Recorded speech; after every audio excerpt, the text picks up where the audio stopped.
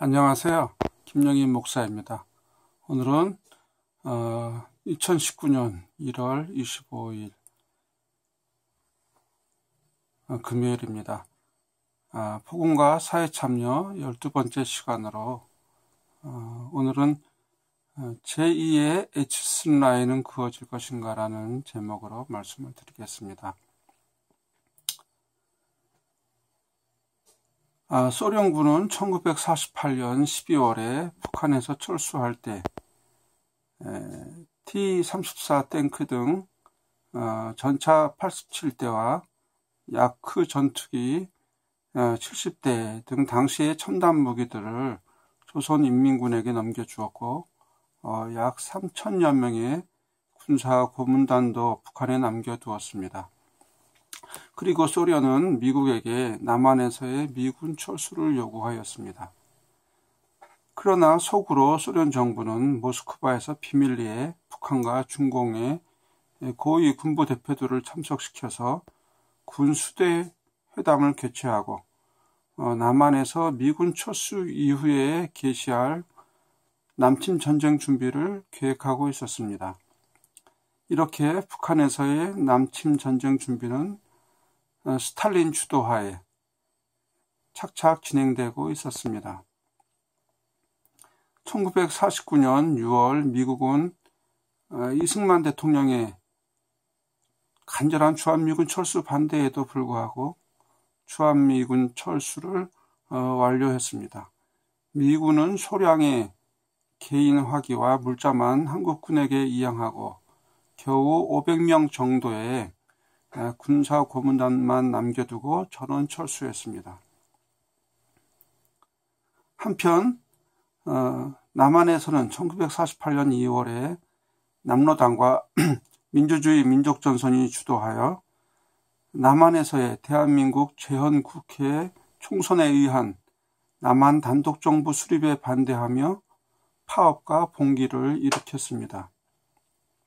이어 1948년 4월 3일에 제주도에서 김달삼과 남조선 노동당 세력이 주도가 되어 무장투쟁이 일어났습니다. 이렇게 남한에서의 혼란은 시간이 갈수록 더욱 커져갔습니다. 남한의 적화를 위한 준비가 남한에서도 하나씩 이루어져 가고 있었던 것입니다. 이제 남침을 위한 국제적인 준비만 이루어진다면, 국제적인 환경만 조성이 된다면 김일성은 남한 적화를 위한 남한 전쟁의 방아쇠를 언제라도 당길 수 있었습니다.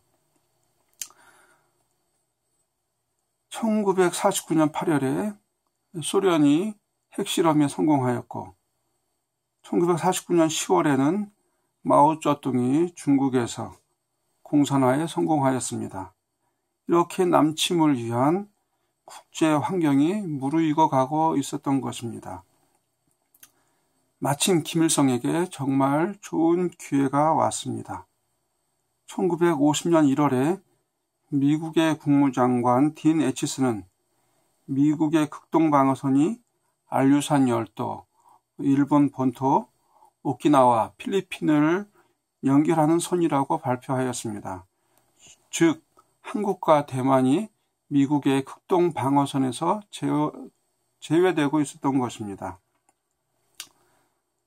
그것을 한국과 일본의 아니죠. 한국과 대만의 방어가 미국의 군사력에서 제외되고 있다는 것을 국제적으로 천명한 것이죠.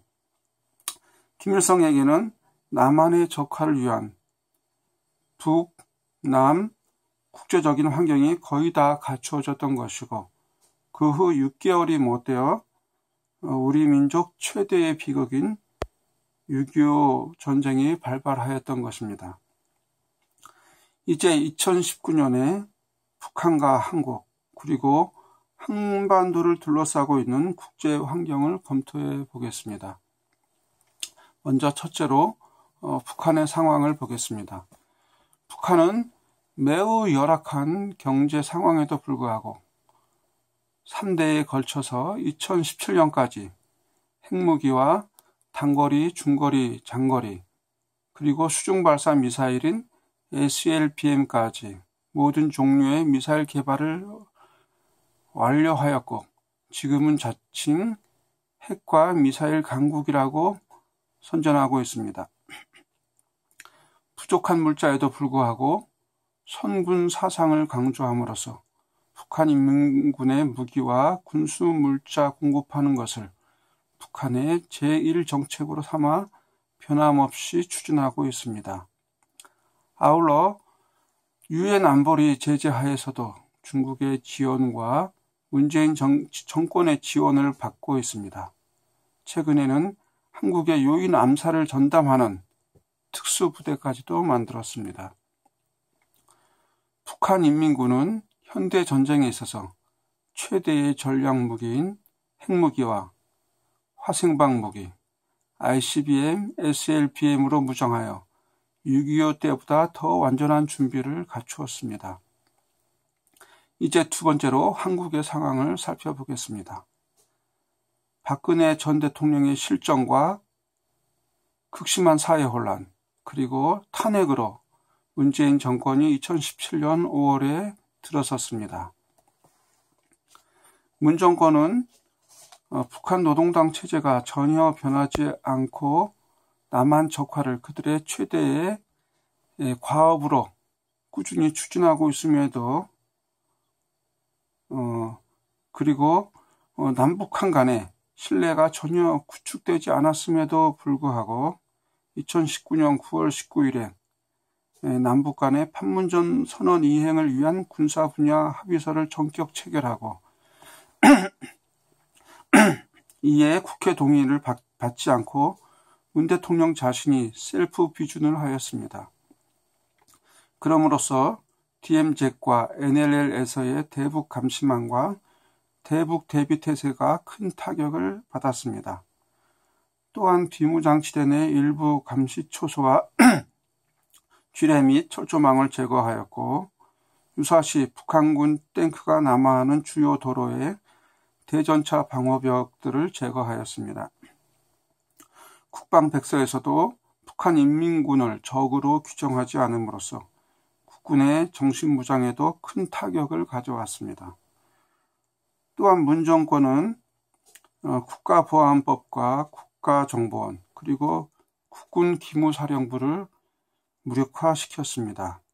그래서 공산주의자들과 북한의 간첩들이 한국 사회에서 아무 제약도 받지 않고 자유롭게 그들의 공작을 이루어갈 수 있는 환경이 조성되었습니다.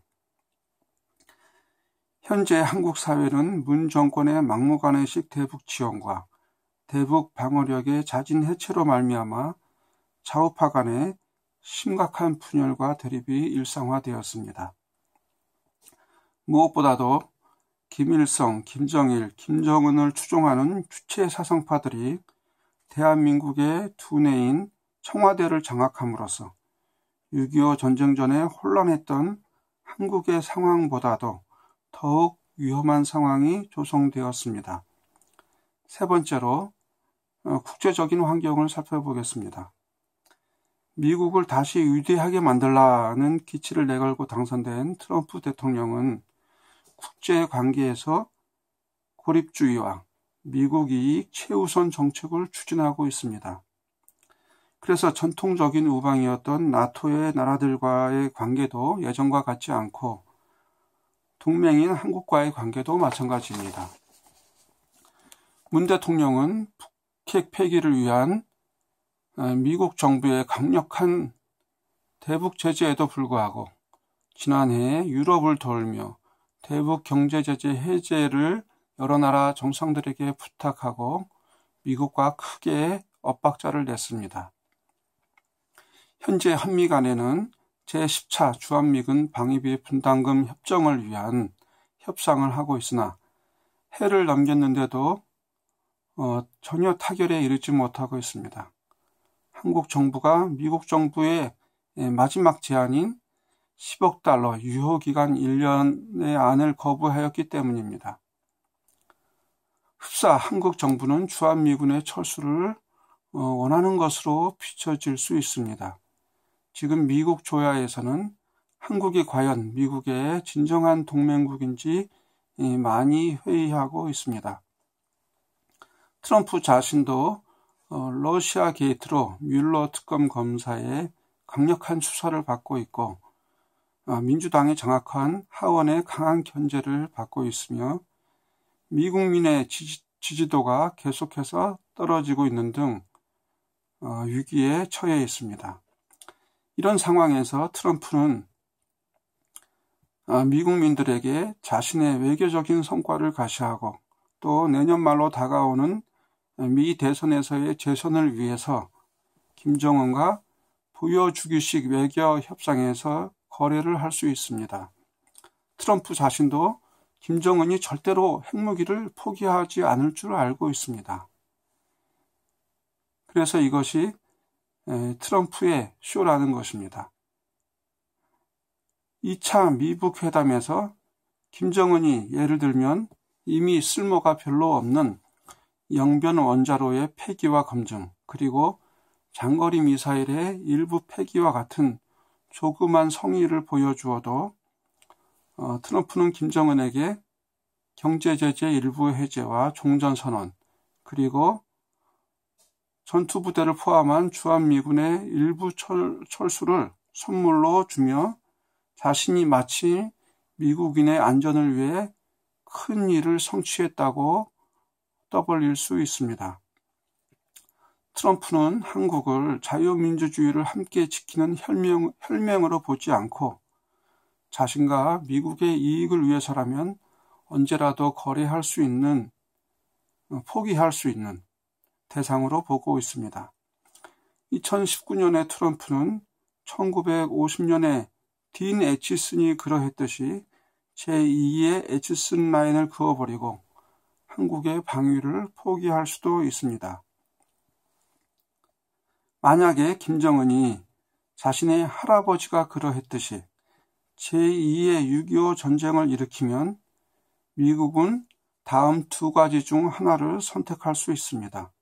그 첫째는 미국 경제와 미국 군산 복합체의 이익을 위해서 유명한 한미 동맹의 이름이 아니라 유엔군의 이름으로 대대적으로 제2차 한국전쟁에 참전할 수도 있습니다.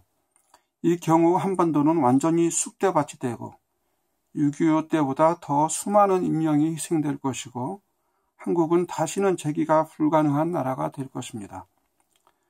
두 번째로 미국이 선택할 수 있는 것은 북한의 핵미사일 위협 때문에 미군은 참전하지 않고 베트남에서 그러했듯이 깨끗이 한국을 포기하는 것입니다.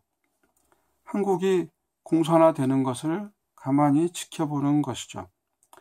그리고 훗날에 베트남과 수교했듯이 통일조선인민민주주의공화국과 수교하는 것입니다.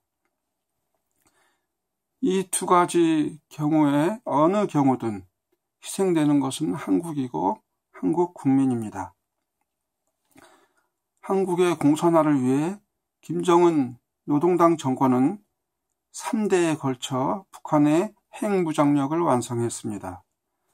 한국 내부의 혼란과 대북 방어력의 해체도 완성 단계에 들어가고 있습니다. 미국과 한국은 거의 동맹 해체 수준까지 왔고 종전선언과 이에 따른 주한미군 철수도 눈앞에 다가왔습니다.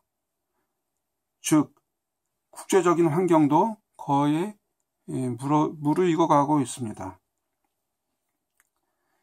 이제 남북한과 미국 3자의 역사적인 게임의 마지막 시간이 다가오고 있습니다. 누가 최후의 승리자가 되겠습니까? 하나님의 섭리는 어떻게 이 한반도에서 이루어지겠습니까? 깨어있고 준비하고 기도하고 있는 자에게 하나님의 섭리가 승리로 다가올 것입니다. 이제 한국의 크리스찬들과 한국 국민들은 깊이 잠든 잠에서 깨어나고 눈을 크게 뜨고 정신을 차리고 기도에 깨어 있어야 하지 않겠습니까? 감사합니다. 김영인 목사였습니다.